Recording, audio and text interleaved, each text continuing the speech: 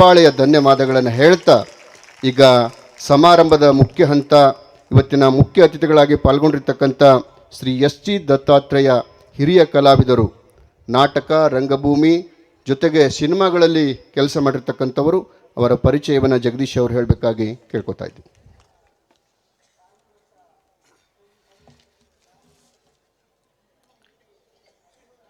ಮೋಡದಿಂದ ಸರಾಗವಾಗಿ ಜಿನುಗುವ ಹನಿಯಂತೆ, ತಣ್ಣಗೆ ಹರಿಯುವ ತೊರೆಯಂತೆ ತಮ್ಮ ಸಹಜತೆ ಮತ್ತು ಸರಳತೆಯ ಮೂಲಕ ಚಲನಚಿತ್ರರಂಗದ ಅತ್ಯಂತ ಸಹಜ ನಟ ಎಂದೇ ಜನಪ್ರಿಯರಾಗಿರುವ ಹರಿಹರ ಗುಂಡೂರಾವ್ ದತ್ತಾತ್ರೇಯ ಅಥವಾ ದತ್ತಣ್ಣ ಅವರ ಬದುಕು ಕುತೂಹಲಕರ. ತಮ್ಮನ್ನು ತಾವು ಆಕ್ಸಿಡೆಂಟಲ್ ನಟ, ಆಕ್ಸಿಡೆಂಟಲ್ ಇಂಜಿನಿಯರ್ ಎಂದೇ ಕರೆದುಕೊಳ್ಳುವ ದತ್ತಣ್ಣ ನಟನಾಗಬೇಕು ಎಂದಾಗಿಯಾಗಲಿ ಇಂಜಿನಿಯರ್ ಆಗಬೇಕು ಎಂದಾಗಿಯಾಗಲಿ ಬಯಸಿದವರೇ ಅಲ್ಲ. ಬಯಸಿದ್ದು ರಂಗಭೂಮಿ, ಬದುಕು ನಿಲ್ಲಿಸಿದ್ದು ಬೆಳ್ಳಿತೆರೆ ಮತ್ತು ಕಿರುತೆರೆಯಲ್ಲಿ. ಕಲಾವಿದರಾಗಿ, ಸೇನಾಧಿಕಾರಿಯಾಗಿ, ಇಂಜಿನಿಯರ್ ಆಗಿ, ಪ್ರಾಧ್ಯಾಪಕರಾಗಿ, ಪ್ರಾಂಶುಪಾಲರಾಗಿ, ಆಡಳಿತಗಾರರಾಗಿ ಸೇವೆ ಸಲ್ಲಿಸಿರುವ ದತ್ತಣ್ಣ ಜನಿಸಿದ್ದು ಚಿತ್ರದುರ್ಗದಲ್ಲಿ. 1958ನೇ ವಿಶಾಲ ಕರ್ನಾಟಕದ 10ನೇ ತರಗತಿಯ ವಾರ್ಷಿಕ ಪರೀಕ್ಷೆಗೆ ಹಾಜರಾದ ವಿದ್ಯಾರ್ಥಿಗಳ ಸಂಖ್ಯೆ 63,000. ಹಾಗೆ ಹಾಜರಾದ ವಿದ್ಯಾರ್ಥಿಗಳಲ್ಲಿ ದತ್ತಣ್ಣ ಕೂಡ ಒಬ್ಬರು. ಆ ವರ್ಷ ಇಡೀ ಕರ್ನಾಟಕ ರಾಜ್ಯಕ್ಕೆ 10ನೇ ತರಗತಿಯಲ್ಲಿ ಪ್ರಥಮ ರ್ಯಾಂಕ್ ಪಡೆದರು. ದ್ವಿತೀಯ PUCಯಲ್ಲಿ ರಾಜ್ಯಕ್ಕೆ 2ನೇ ರ್ಯಾಂಕ್ ಪಡೆದರು. ಆ ವರ್ಷ ಪ್ರಥಮ ಮತ್ತು ದ್ವಿತೀಯ ರ್ಯಾಂಕ್ಗಳಿಗೆ ಇದ್ದ ಅಂತರ ಕೇವಲ 1 ಅಂಕ. ಮದ್ರಾಸ್ IITಯಲ್ಲಿ ಸೀಟ್ ಸಿಕ್ಕರೂ ಸಹ ಅದನ್ನು ನಿರಾಕರಿಸಿ ಬೆಂಗಳೂರಿನ ವಿಶ್ವೇಶ್ವರಯ್ಯ ತಾಂತ್ರಿಕ ಕಾಲೇಜಿನಿಂದ ಇಂಜಿನಿಯರಿಂಗ್ ಪದವಿ, ಭಾರತೀಯ ವಿಜ್ಞಾನ ಸಂಸ್ಥೆಯಿಂದ ಸ್ನಾತಕೋತ್ತರ ಪದವಿ ಪಡೆದ ದತ್ತಣ್ಣ ಭಾರತೀಯ ವಾಯುಸೇನೆಯಲ್ಲಿ 21 ವರ್ಷಗಳ ಕಾಲ ಸೇನಾಧಿಕಾರಿಯಾಗಿ 1986ರಲ್ಲಿ ವಿಂಗ್ ಕಮಾಂಡರ್ ಆಗಿ ನಿವೃತ್ತಿ ಹೊಂದಿದರು. ನಂತರ ಹಿಂದೂಸ್ತಾನ್ ಏರೋನಾಟಿಕ್ಸ್ ಲಿಮಿಟೆಡ್ HAL ಆಡಳಿತ ತರಬೇತಿ ಸಂಸ್ಥೆಯ ಪ್ರಾಧ್ಯಾಪಕರಾಗಿ, ಪ್ರಾಂಶುಪಾಲರಾಗಿ, DGM ಆಗಿ ಒಟ್ಟು 30 ವರ್ಷಗಳ ಕಾಲ, 21 ವರ್ಷ ಸೇನೆಯಲ್ಲಿ, 9 ವರ್ಷ HALನಲ್ಲಿ ಸೇವೆ ಸಲ್ಲಿಸಿದರು. 1987ರಲ್ಲಿ ತೆರೆಕಂಡ TS ರಂಗ ಅವರ ನಿರ್ದೇಶನದ 1 ಗಂಟೆಯ ಹಿಂದಿ ಚಿತ್ರ ಉದ್ಭವ್ ಮೂಲಕ ಚಲನಚಿತ್ರರಂಗ ಪ್ರವೇಶಿಸಿದರು. 1988ರಲ್ಲಿ ತೆರೆಕಂಡ TS ನಾಗಾಭರಣ ಅವರ ನಿರ್ದೇಶನದ ಆಸ್ಫೋಟ ದತ್ತಣ್ಣ ಅವರ ಪ್ರಥಮ ಕನ್ನಡ ಚಲನಚಿತ್ರ. ತಮ್ಮ ಮನೋಜ್ಞ ಅಭಿನಯಕ್ಕಾಗಿ ತಮ್ಮ ಪ್ರಥಮ ಕನ್ನಡ ಚಲನಚಿತ್ರಕ್ಕೆ ಶ್ರೇಷ್ಠ ಪೋಷಕ ನಟ ಪ್ರಶಸ್ತಿ ಪಡೆದರು. ಇಲ್ಲಿಯ ತನಕ 3 ಹಿಂದಿ ಚಲನಚಿತ್ರಗಳು ಸೇರಿದಂತೆ ಒಟ್ಟು 230 ಚಲನಚಿತ್ರಗಳಲ್ಲಿ, 40 ನಾಟಕಗಳಲ್ಲಿ, ಅಸಂಖ್ಯ ಧಾರಾವಾಹಿಗಳಲ್ಲಿ ನಟಿಸಿದ್ದಾರೆ. ಆಸ್ಫೋಟ ಚಲನಚಿತ್ರಕ್ಕೆ ಕರ್ನಾಟಕ ಚಲನಚಿತ್ರ ಅತ್ಯುತ್ತಮ ಪೋಷಕ ನಟ ಪ್ರಶಸ್ತಿ, ಮುನ್ನುಡಿ ಚಲನಚಿತ್ರಕ್ಕೆ ಕರ್ನಾಟಕ ರಾಜ್ಯ ಚಲನಚಿತ್ರ ಅತ್ಯುತ್ತಮ ಪೋಷಕ ನಟ ಪ್ರಶಸ್ತಿ, ಮುನ್ನುಡಿ ಚಲನಚಿತ್ರಕ್ಕೆ ರಾಷ್ಟ್ರಮಟ್ಟದ ಪೋಷಕ ನಟ ಪ್ರಶಸ್ತಿ, ಭಾರತ್ ಸ್ಟೋರ್ಸ್ ಚಲನಚಿತ್ರಕ್ಕೆ ರಾಷ್ಟ್ರೀಯ ತೀರ್ಪುಗಾರರ ಪ್ರಶಸ್ತಿ, ಮೌನಿ ಚಲನಚಿತ್ರಕ್ಕೆ ರಾಷ್ಟ್ರೀಯ ತೀರ್ಪುಗಾರರ ಪ್ರಶಸ್ತಿ, ಒಟ್ಟು 3 ರಾಷ್ಟ್ರೀಯ ಪ್ರಶಸ್ತಿಗಳು, 2 ರಾಜ್ಯ ಪ್ರಶಸ್ತಿಗಳನ್ನು ತಮ್ಮದಾಗಿಸಿಕೊಂಡಿದ್ದಾರೆ. ರಾಜ್ಯೋತ್ಸವ ಪ್ರಶಸ್ತಿ ಹಾಗೂ ಫಿಜಿ ಅಂತಾರಾಷ್ಟ್ರೀಯ ಚಲನಚಿತ್ರೋತ್ಸವದ ಅತ್ಯುತ್ತಮ ನಟ ಪ್ರಶಸ್ತಿ ಕೂಡ ಸಂದಿವೆ. ಸ್ವತಂತ್ರವಾಗಿ ಬದುಕುವ ಕನಸು ಕಂಡ ದತ್ತಣ್ಣ ಮದುವೆಯಾಗಿಲ್ಲ. ತಮ್ಮ ಕಾಲದ ನಂತರ ತಮ್ಮ ದೇಹದ ವಿವಿಧ ಅಂಗಗಳನ್ನು ಅಗತ್ಯ ಇದ್ದವರಿಗೆ ದಾನ ಮಾಡಲು ನಿರ್ಧರಿಸಿದ್ದಾರೆ. ತಮ್ಮೊಳಗಿನ ಅತ್ಯುತ್ತಮವಾದದ್ದು ಇನ್ನೂ ಬರಬೇಕಿದೆ ಎಂದು ನಂಬಿರುವ ದತ್ತಣ್ಣ ಅವರಿಗೆ ಅವರ ಸಾಮರ್ಥ್ಯಕ್ಕೆ ಸವಾಲನ್ನು ಎಸೆಯುವ ಪಾತ್ರವನ್ನು, ಅವರು ಬಯಸುವ ಪಾತ್ರವನ್ನು ಮಹಾಮಹಿಮ ಶ್ರೀ ಗವಿಸಿದ್ದೇಶ್ವರ ಅವರಿಗೆ ಕರುಣಿಸಲಿ ಎಂದು ಹಾರೈಸುತ್ತಾ, ಈ ಸಮಾರೋಪ ಸಮಾರಂಭದ ಮುಖ್ಯ ಅತಿಥಿಗಳ ನುಡಿಗಾಗಿ ಅವರನ್ನು ನಾನು ವೇದಿಕೆಗೆ ಆಹ್ವಾನಿಸುತ್ತೇನೆ. ಇದೀಗ ಹರಿಹರ ಗುಂಡೂರಾವ್ ದತ್ತಾತ್ರೇಯ ಅಥವಾ ದತ್ತಣ್ಣ.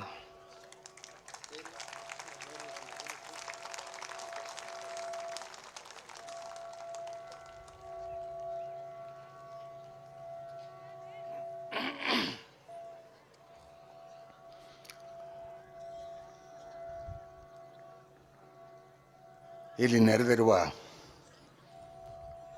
ಎಲ್ಲ ಗುರುವರಿಯರಿಗೆ ನನ್ನ ಅನಂತ ನಮಸ್ಕಾರಗಳು. ಕೊಪ್ಪಳದ ಮಹಾಜನತೆಗೆ ನನ್ನ ನಮಸ್ಕಾರಗಳು.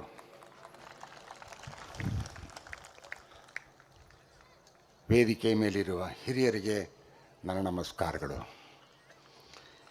ನನಗೆ ಇದು ಒಂದು ಅದ್ಭುತ ಕ್ಷಣ.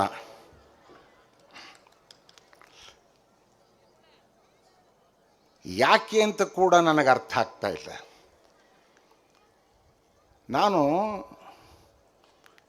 ಹೆಚ್ಚಿನ ಜಾತ್ರೆಗಳನ್ನು ನೋಡಿರಲಿಲ್ಲ. ಜಾತ್ರೆಯ ಪರಿಕಲ್ಪನೆಯು ಕೂಡ ನನಗೆ ಹೆಚ್ಚಾಗಿ ಇರಲಿಲ್ಲ.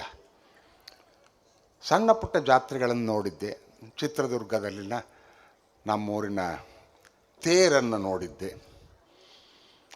ತಾಳ್ಯದಲ್ಲಿ ನಡೆಯುವ ಒಂದು ತೇರನ್ನು ನೋಡಿದ್ದೆ. ಜಾತ್ರೆ ಅಂದರೆ ಹೀಗಿರಬಹುದು ಅನ್ನುವ ಕಲ್ಪನೆ ಕೂಡ ನನಗಿರಲಿಲ್ಲ. ಇವರು ಹೇಳಿದ್ದನ್ನೇ ಕೇಳಿದ್ದೆ. ಮೈಸೂರಿನ ಜಂಬೂ ಸವಾರಿ ನೋಡಿದ್ದೀನಿ.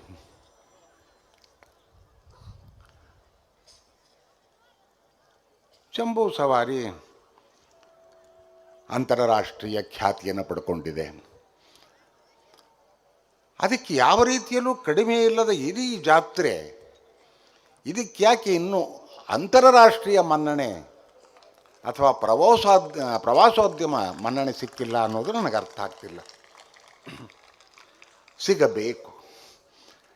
ಯಾವುದೋ ಕಾರಣಕ್ಕೆ ಅಥವಾ ಪ್ರಚಾರದ ಕಡಿಮೆ ಇದೆ ಅಂತಲೋ ಅದು ಜನರ ಗಮನಕ್ಕೆ ಬರದೇ ಇರಬಹುದು.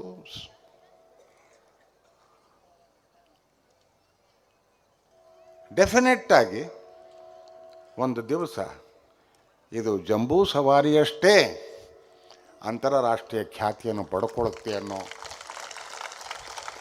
ಒಂದು ನನ್ನ ನಿಲುವು. ಅದು ಆಗಲಿ ಅಂತ ಆಶಯ ಕೂಡ.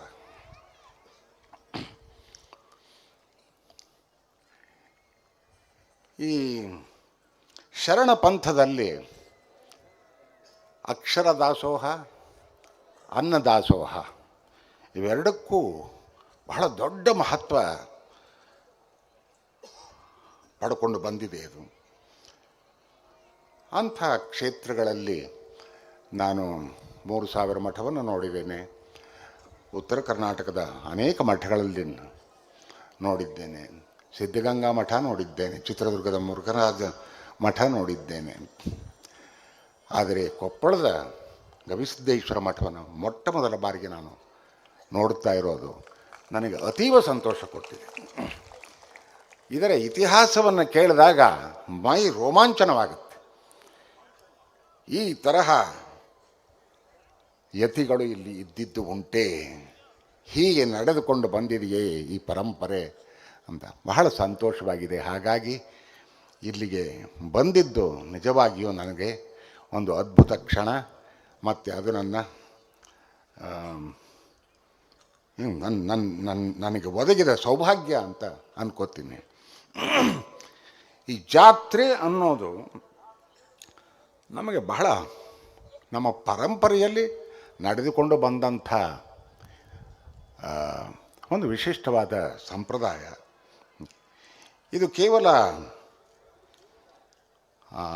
ಅಧ್ಯಾತ್ಮಕ್ಕೆ ಸಂಬಂಧಪಟ್ಟ ವಿಷಯವಷ್ಟೇ ಅಲ್ಲ, ಸಾಮಾಜಿಕವಾಗಿ ಕೂಡ ಇದಕ್ಕೆ ಬಹಳ ದೊಡ್ಡ ಮೌಲ್ಯವಿದೆ ಅನ್ನುವುದು ನನ್ನ ಭಾವನೆ. ಯಾಕೆಂದರೆ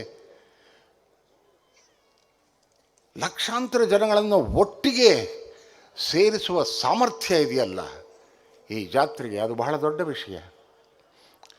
ಇವತ್ತಿನ ಸಂದರ್ಭದಲ್ಲಿ ಜಗತ್ತಿನಲ್ಲಿ ಅಶಾಂತಿ ತಾಂಡವವಾಡ್ತಾ ಇರುವಂಥ ಸಂದರ್ಭದಲ್ಲಿ ಜನರನ್ನು ಒಟ್ಟುಗೂಡಿಸಿ ನಾವೆಲ್ಲ ಒಂದು, ನಾವೆಲ್ಲರೂ ಮನುಷ್ಯರು, ನಮ್ಮಲ್ಲಿ ಸೌಹಾರ್ದತೆ ಇರಬೇಕು ಅನ್ನೋದನ್ನು ದೊಡ್ಡ ಪ್ರಮಾಣದಲ್ಲಿ ಪ್ರಚಾರ ಮಾಡೋದು ಇಂತಹ ಸಂದರ್ಭಗಳಲ್ಲಿ.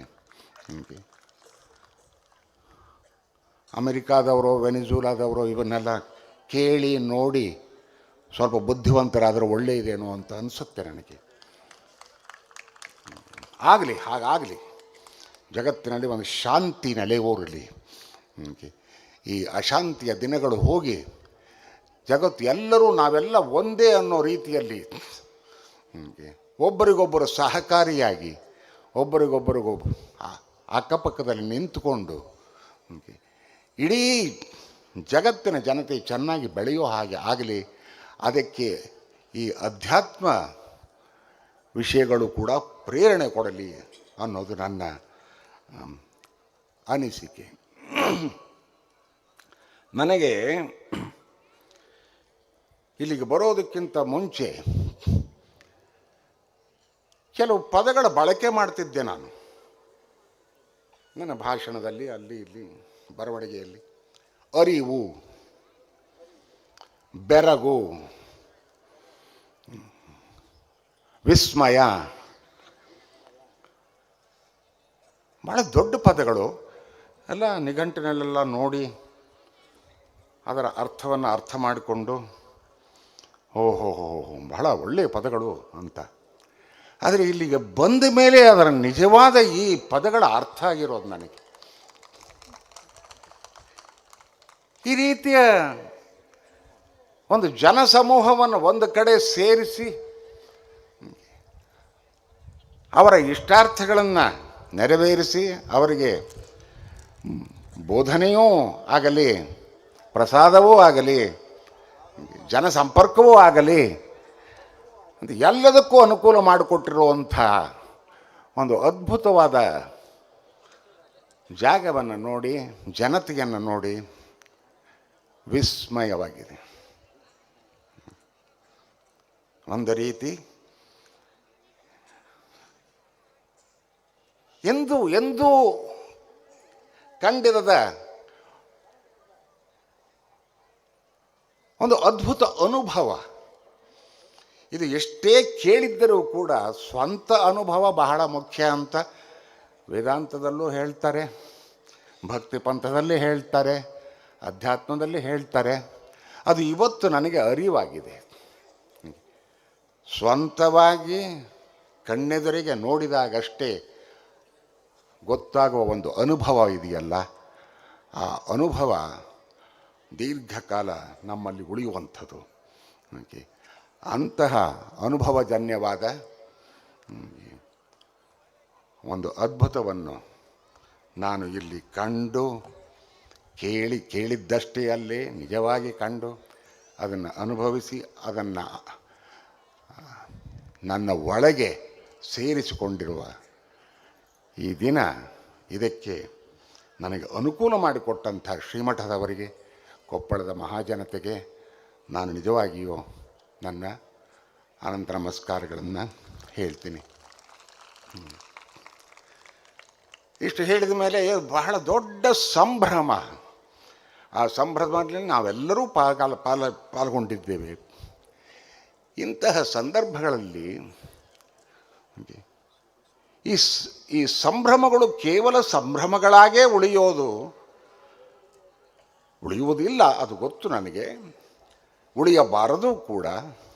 ಸಂಭ್ರಮಕ್ಕೆ ಮಾತ್ರ ಸೀಮಿತವಾಗಬಾರದು. ಇಂತಹ ದಿನಗಳು ಸಂಕಲ್ಪದ ದಿನಗಳು ಆಗಬೇಕು ಅನ್ನೋದು ನನ್ನ ಭಾವನೆ. ಏನು ಸಂಕಲ್ಪ ಮಾಡಬಹುದು ನಾವು?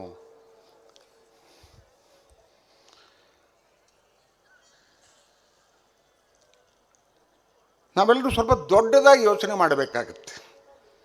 ಇಂದಿನ ದಿನಗಳಲ್ಲಿ ಮನುಷ್ಯ ಯಾರಿಗಾರು ಒಬ್ಬನಿಗೆ ದಿವಸ ನಿನಗೆ ಒಂದು ದಿವಸ ಊಟ ಹಾಕ್ತೀವ 3 ಹೊತ್ತು, ನೀನು ಮನೆಯಲ್ಲಿ ಒಂದು ರೂಮ್ನಲ್ಲಿರು, ಬೇಕಾದರೆ ದಿವಸ ಬೆಳಗ್ಗೆ ಡೆಕನರಲ್ಲಿ ಪೇಪರ್ ಕೊಡ್ತೀವಿ, ಓದ್ತಾ ಕೂತ್ಕೊಂಡಿರು, ಹೊರಗಿನ ಸಂಪರ್ಕ ನಿನಗಿಲ್ಲ ಅಂತ ಅಂದುಬಿಟ್ರೆ ಆ ಮನುಷ್ಯನ ಜೀವನ ಹೇಗಿರಬಹುದು ಅಂತ ನೀವು ಊಹಿಸ್ಕೋಬಹುದು. ಮನುಷ್ಯನಿಗೆ ತಾನಾಗಿ ಒಲಿದಿರುವ ಒಂದು ಗುಣ ಅಂದರೆ ಜನಸಂಪರ್ಕದಲ್ಲಿರಬೇಕು, ಜನಹಿತಕ್ಕಾಗಿ ಕೆಲಸ ಮಾಡಬೇಕು. ಕೇವಲ ನಾನು ಉದ್ಧಾರವಾದರೆ ಪ್ರಯೋಜನವಿಲ್ಲ. ಜಗತ್ತಿನಿಂದ ನಾನು, ಸಮಾಜದಿಂದ ನಾನು ಪ್ರತಿನಿತ್ಯ ಪಡೆದುಕೊಂಡಿರೋ ಅನೇಕ ಸವಲತ್ತುಗಳನ್ನು ಅನುಭವಿಸಿರೋ ನಾನು ನನ್ನ ಕೈಲಾದದ್ದನ್ನು ಆ ಸಮಾಜಕ್ಕೆ ನನ್ನ ಜೀವಿತ ಕಾಲದಲ್ಲಿ ವಾಪಸ್ ಮಾಡಬೇಕು ಅನ್ನುವ ಒಂದು ಆಲೋಚನೆ ಪ್ರತಿಯೊಬ್ಬ ಮನುಷ್ಯನಲ್ಲೂ ಇರುತ್ತೆ. ಆದರೆ ಬೇರೆ ಬೇರೆ ಕಾರಣಗಳಿಗೆ ಅವು ಕುಂದಿರುತ್ತೆ. ಸಮಯಕ್ಕೆ ನಮ್ಮ ಕೆಲವು ಸಣ್ಣ ಪುಟ್ಟ ತೊಂದರೆಗಳು ನಿವಾರಣೆ ಆದ ಮೇಲೆ ನಾವು ಮೇಲ್ಮಟ್ಟದ ಯೋಚನೆಗೆ ಮನುಷ್ಯನ ಬುದ್ಧಿ ತೆರೆದುಕೊಳ್ಳುತ್ತೆ. ಇದನ್ನೇ ನಮ್ಮ ಮ್ಯಾನೇಜ್ಮೆಂಟ್ ಸೈನ್ಸ್ನಲ್ಲಿ ಮೋಟಿವೇಶನ್ ಅಂತಾರೆ. ಯಾಕೆ ಒಬ್ಬ ಮನುಷ್ಯ ನಿಜವಾಗಿಯೂ ಕೆಲಸ ಮಾಡ್ತಾನೆ ಅಂದರೆ ಮೊದಲು ತನ್ನ ಊಟಕ್ಕಾಗಿ ಕೆಲಸ ಮಾಡ್ತಾನೆ. ಸ್ವಲ್ಪ ದಿನಗಳಾದ ಅದು ಆ ನೀಡು ಅದು ಸ್ಯಾಟಿಸ್ಫೈ ಆದಮೇಲೆ ನನಗೊಂದು ಸೂರು ಬೇಕು ತಲೆ ಮೇಲೆ ಅಂತಾನೆ. ಅದು ಆದಮೇಲೆ ಇವೆಲ್ಲ ಬೇಸಿಕ್ ನೀಡ್ಸ್ ಅಂತ. ನನ್ನನ್ನು ಪ್ರೀತಿ ಮಾಡೋರು ಬೇಕು ಅಕ್ಕಪಕ್ಕದಲ್ಲಿ, ನನಗೆ ಸಮಾಜದಲ್ಲಿ ಒಂದು ಸ್ಥಾನ ಇರಬೇಕು, ನಾನು ಹೋದ ಮೇಲೂ ನನ್ನನ್ನು ಜ್ಞಾಪಿಸಿಕೊಳ್ಳುವಂಥ ನನ್ನ ಕೆಲಸ ಕಾರ್ಯಗಳನ್ನು ನಾನು ಮಾಡಬೇಕು. ಇದು ನ್ಯಾಚುರಲ್ ಪ್ರೋಸೆಸ್ನಲ್ಲಿ ಮನುಷ್ಯನಿಗೆ ಇರುವಂತಹ ಗುಣ. ಇದು ಅನೇಕ ಬಾರಿ ಒಳಗೆ ಸಪ್ರೆಸ್ ಆಗಿರುತ್ತೆ. ಇಂತಹ ಅದ್ಭುತ ಕ್ಷಣಗಳಲ್ಲಿ ದೊಡ್ಡವರ ಹಿತವಚನಗಳನ್ನು ಕೇಳಿದಾಗ ಅವು ಜಾಗೃತಗೊಳ್ಳುತ್ತೆ. ಆ ಜಾಗೃತಗೊಂಡಾಗ ನಮಗೆ ನಮ್ಮ ಕರ್ತವ್ಯವೇನು ಈ ಜೀವನದಲ್ಲಿ ಸಾರ್ಥಕ ಜೀವನ ಅಂತ ಯಾವತ್ತು ಆಗತ್ತೆ, ಆ ಸಾರ್ಥಕ ಜೀವನಕ್ಕಾಗಿ ನಾನು ನಿಜವಾಗಿಯೂ ಬಯಸಬೇಕಾ ಅನ್ನೋ ಒಂದು ಆತ್ಮಾವಲೋಕನ ಆಗಿ ಒಂದು ಅರಿವು ಮೂಡುತ್ತೆ. ಆ ಅರಿವು ಬಂದಾಗ ನಮ್ಮನ್ನು ನಾವು ಪ್ರಶ್ನೆ ಮಾಡ್ಕೊಳ್ತೀವಿ, ನಾನು ಏನು ಮಾಡಬಲ್ಲೆ ಸಮಾಜಕ್ಕಾಗಿ. ನನಗೆ ನಾನು ಭಾಳಷ್ಟು ಮಾಡಿಕೊಂಡಿದ್ದೀನಿ, ಸಮಾಜಕ್ಕಾಗಿ ಏನು ಮಾಡಬಲ್ಲೆ ಅನ್ನುವ ಒಂದು ಪ್ರಶ್ನೆ. ಇದು ಆಧ್ಯಾತ್ಮಿಕ ಪ್ರಶ್ನೆ ಕೂಡ. ನನ್ನನ್ನು ನಾನು, ಹೂ ಆಮ್ ಐ, ನಾನು ಯಾರು ಅನ್ನೋದನ್ನು ಪ್ರಶ್ನೆ ಮಾಡ್ತಾ ಮಾಡ್ತಾ ಮಾಡ್ತಾ ನನ್ನಲ್ಲಿ ಇಂತಹ ಅಪಾರ ಶಕ್ತಿ ಇದೆ, ಆ ಶಕ್ತಿಯ ಸ್ವರೂಪ ನಾನು, ಆ ಶಕ್ತಿಯ ಅನಾವರಣ ಮಾಡಬೇಕಾದದ್ದು ನನ್ನ ಕರ್ತವ್ಯ. ಅದು ಆದಾಗ ಅದು ಸಮಾಜಮುಖಿ ಕೆಲಸವಾಗುತ್ತೆ ಅನ್ನುವ ಒಂದು ಅರಿವು ಮೂಡಿ ಅಲ್ಲಿಂದ ತಾನಾಗಿ ಅವನು ಸಮಾಜದ ಋಣವನ್ನು ತೀರಿಸ್ಕೊಳ್ಳೋಕ್ಕೆ ಬಯಸ್ತಾನೆ. ಅದು ಸಾಧ್ಯವಾಗೋದಕ್ಕೂ ಕೂಡ ಶ್ರಮಿಸ್ತಾನೆ. ಇಂಥ ಒಂದು ಸಂದರ್ಭದಲ್ಲಿ ನಾನೇನು ಮಾಡಬಲ್ಲೆ ಸಮಾಜಕ್ಕೆ ಅನ್ನುವ ಒಂದು ಪ್ರಶ್ನೆಯನ್ನು ನಾವೆಲ್ಲರೂ ಕೇಳಿಕೊಳ್ಳುವುದು, ಅದರ ಮೂಲಕ ಏನಾದರೂ ಸಮಾಜಕ್ಕೆ ಒಳ್ಳೆಯದಾಗೋದು ಆಗ್ತಾ ಇರಬೇಕು ನಿರಂತರವಾಗಿ ಅನ್ನುವ ಒಂದು ಸಂಕಲ್ಪವನ್ನು ಇಂತಹ ದಿನ ಮಾಡಿಕೊಳ್ಳುವುದು ಒಳ್ಳೆಯದು. ಅಥವಾ ಅಂತಹ ಆಲೋಚನೆಗಳಿಗೆ ಮೊಟ್ಟ ಮೊದಲನೇದಾಗಿ ನಮ್ಮನ್ನು ನಾವು ಪ್ರಶ್ನೆ ಮಾಡಿಕೊಳ್ಳೋದನ್ನು ಕಲಿಬೇಕು. ಇದು ಇಂತಹ ಜಾತ್ರೆಗಳಲ್ಲಿ ಮೂಡುವ ಒಂದು ಅಭಿಪ್ರಾಯ ಕೂಡ. ಅದು ಮನುಷ್ಯನ ಮನಸ್ಸನ್ನು ವಿಸ್ತಾರಗೊಳಿಸುತ್ತೆ, ಅವನ ಯೋಚನಾ ಕ್ರಮವನ್ನು ವಿಸ್ತರಿಸುತ್ತೆ. ಸ್ವಂತ ಯೋಚನೆಯ ಮೂಲಕ ಜಗತ್ತಿನ ಒಳಿತಿಗಾಗಿ ಅವನು ಕೆಲಸ ಮಾಡ್ತಾನೆ. ಆ ರೀತಿಯ ಒಳ್ಳೆಯ ಕೆಲಸಗಳು ಈ ಜನಸಾಗರದಿಂದ ಆಗಲಿ, ಅದಕ್ಕೆ ಪ್ರೇರೇಪಣೆ ಇಂತಹ ದೊಡ್ಡ ಗುರುಗಳ ಉಪದೇಶದಿಂದ ಆ ಪ್ರೇರಣೆಗಳು ಸಿಗಲಿ ಅಂತ ಹೇಳಿ ಇಲ್ಲಿ ನನ್ನನ್ನು ಕರೆದು ಇಂತಹ ಒಂದು ಒಳ್ಳೆಯ ಅವಕಾಶವನ್ನು ಕೊಟ್ಟಿದ್ದಕ್ಕಾಗಿ ತಮ್ಮೆಲ್ಲರಿಗೂ ಅನಂತ ನಮಸ್ಕಾರಗಳನ್ನು ಹೇಳ್ತೇನೆ.